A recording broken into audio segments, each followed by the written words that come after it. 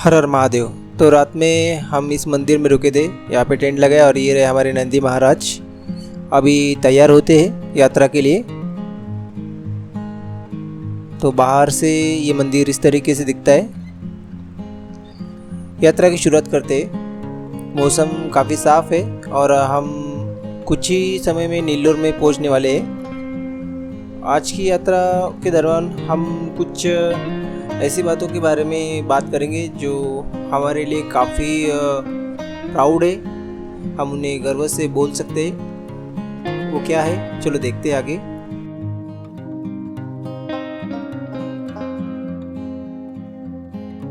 कितने में से आपको पता है कि भारत की जो राजनीतिक व्यवस्था थी वो कैसी थी?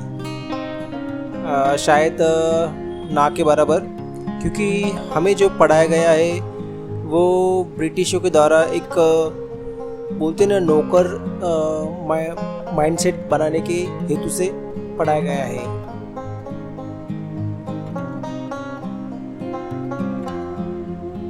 हमारा जो रियल जो भारत का कल्चर है वो हमने कभी पढ़ा ही नहीं हमारी किताबों में। हमारी जो राजकीय जो व्यवस्था थी कितनी अच्छी थी और इतना प्रभावशाली हुई थी कि आप सोच भी नहीं सकते।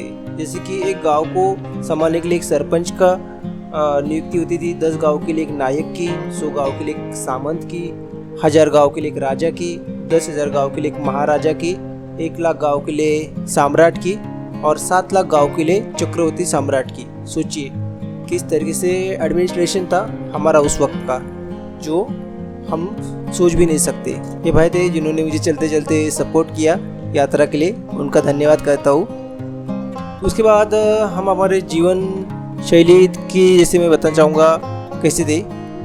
हमारा जो था एक आश्रम व्यवस्था थी। आश्रम व्यवस्था में 25 वर्ष ब्रह्मचारी काल का रहता था, उसके बाद 25 वर्ष गृहस्थ काल रहता था, उसके बाद 25 वर्ष वानप्रस्थ काल रहता था और 25 वर्ष संन्यास रहता था। तो इन चारों जो काल थे इनमें हम अलग अलग तरीके से हमारा विकास करते थे।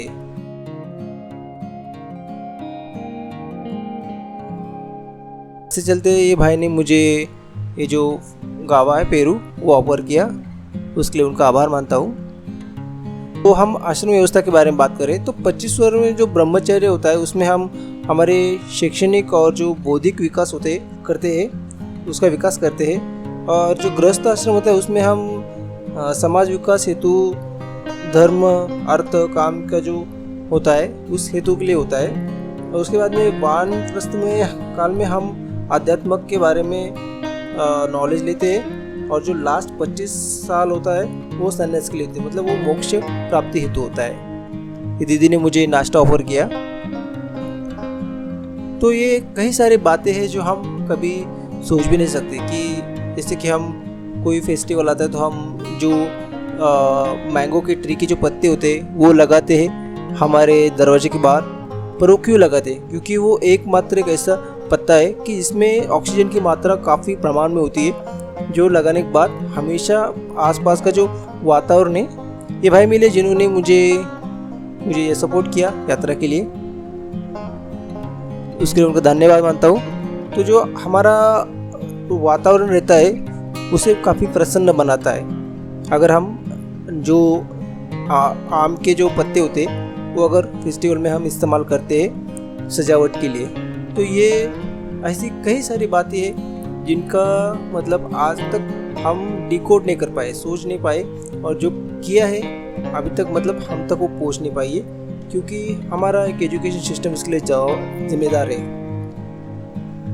इन भाई ने मुझे सोडा पिलाया फ्री में, इसके लिए उनका आभार मानता हूँ। तो ये बात है कि हम जब तक हमारा जो गुरुकुल सिस्टम था जब तक वो हम दोबारा चालू नहीं करते तब तक हमारा जो इतिहास है सही इतिहास उसके बारे में हम जान नहीं पाएंगे।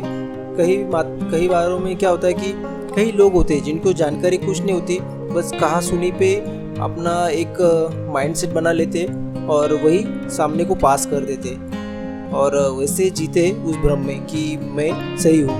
ये भाई इन्होंने मुझे कुछ फूड दिया और साथ ही में सपोर्ट भी किया, उसके लिए उनका आभार मानता हूँ। तो जैसे मैंने आपको बताया कि हम जो है हमारा जो कल्चर है उसी से हम दूर रहे, क्योंकि ब्रिटिश आने के बाद ब्रिटिशों को पता था, उनका मतलब सबसे पहले उनके 2 स्ट्रैटेजी थी। पहले डिवाइड एंड रूल, डिवाइड करो लोगों में, जाति में बांट दो, कास्ट में, और उसके बाद में या अमीर गरीब में बांट दो, और उसके बाद में एजुकेशन जो मेन बेस होता है उस पर अटैक करो। तो ये हुआ था हमारे साथ, मतलब वहाँ पे जहाँ जहाँ वो रूल किया वहाँ पे हुआ है। बाद में मुझे ये भाई मिले जिन्होंने मुझे सपोर्ट किया, साथ ही में चॉकलेट भी खिलाया, इसके लिए उनका काफ़ी आभार मानता हूँ।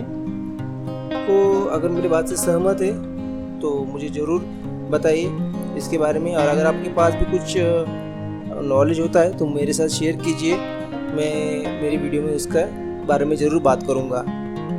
ये भाई उन्होंने मुझे सपोर्ट किया यात्रा के दौरान, उसके लिए उनका आभार मानता हूँ। तो अभी शाम हो चुकी है और देखते रुकने की व्यवस्था कहाँ होती है, आपको इसके बारे में मैं कल बताऊँगा। तो आज के लिए यही व्लॉग समाप्त करते, हर हर महादेव।